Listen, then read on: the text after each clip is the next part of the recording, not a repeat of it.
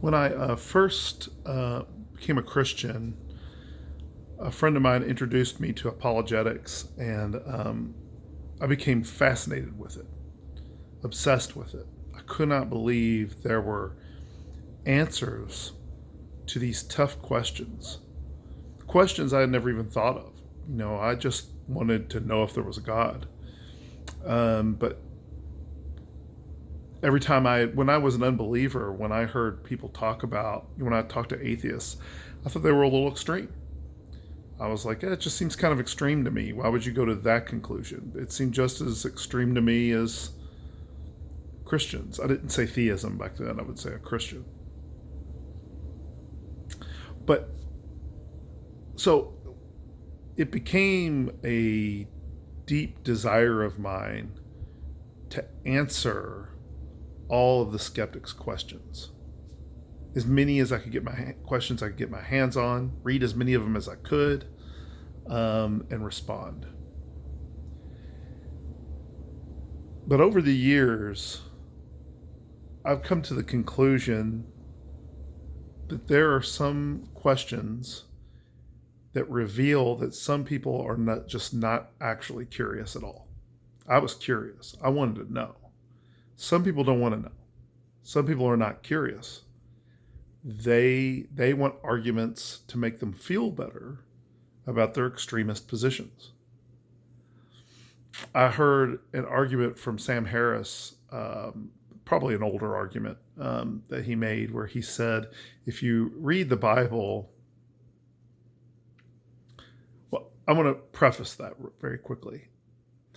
If you actually read the Bible and you actually study it, rather than move, ipso facto, straight into critique, you might find that there's some things in there that the surface meaning is not actually the takeaway. There are just things that happen that are a very deep meaning that just a cursory reading is not going to reveal. To my church, I'm often, or it's God's church obviously, but the people that I'm shepherding, I try to explain to them that it's fine to have a quiet time. You should have a time where you're going to the Bible to be to find your nutrients, so to speak, and be able to come to God with prayer. But you really need to study. Everyone should study it because it's an ancient text and requires serious study. Now, some have said, well, shouldn't have God made it easy? No.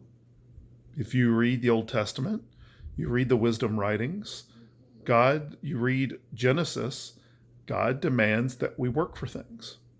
It's part of the punishment, but it's also part of wisdom. That there's nothing that God just gives away. Things are easy. Obviously, we could say things about salvation and so forth. But my point here, and that may be, by the way, another deeper thing about salvation, but I'm not going to digress into that right now. My point here is that someone who takes reading the Bible serious and studying it serious will not come to and actually finds it significant, will come to the conclusion that it's actually a supernatural text. You can't help it. Anyone out there who's actually studied it agrees with me and finds it significant.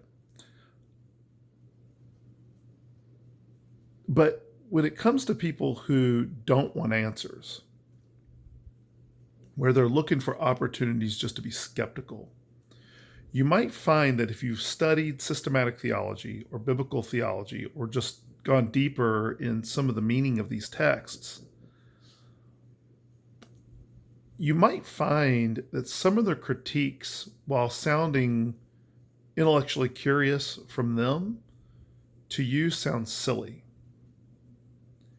And because it sounds silly to you, you have to ask the question whether you should actually answer that question.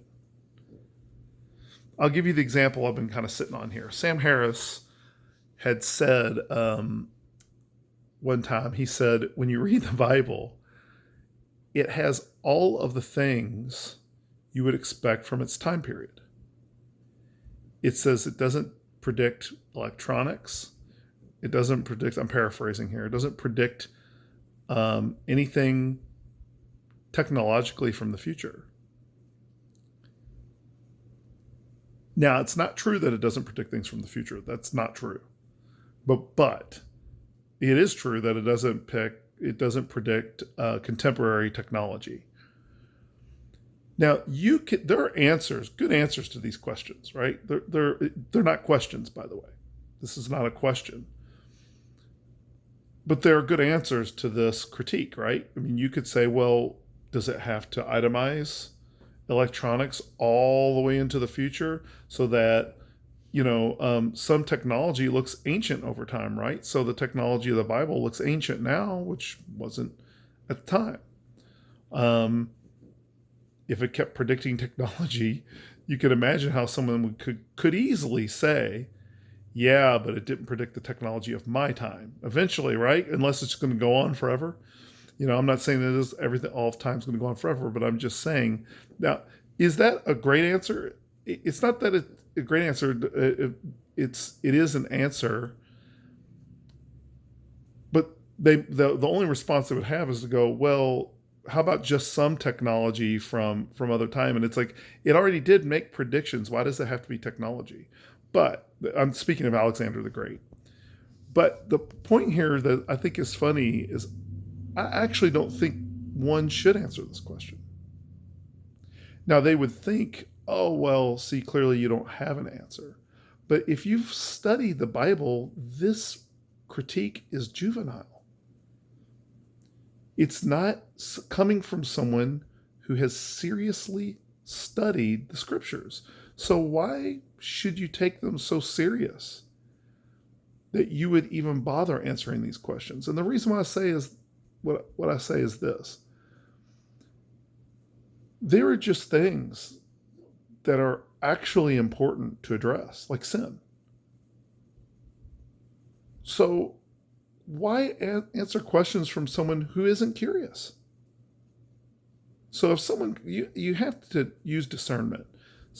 There's some things that, while we may have answers, it doesn't really matter. We don't need answers for some of these critiques.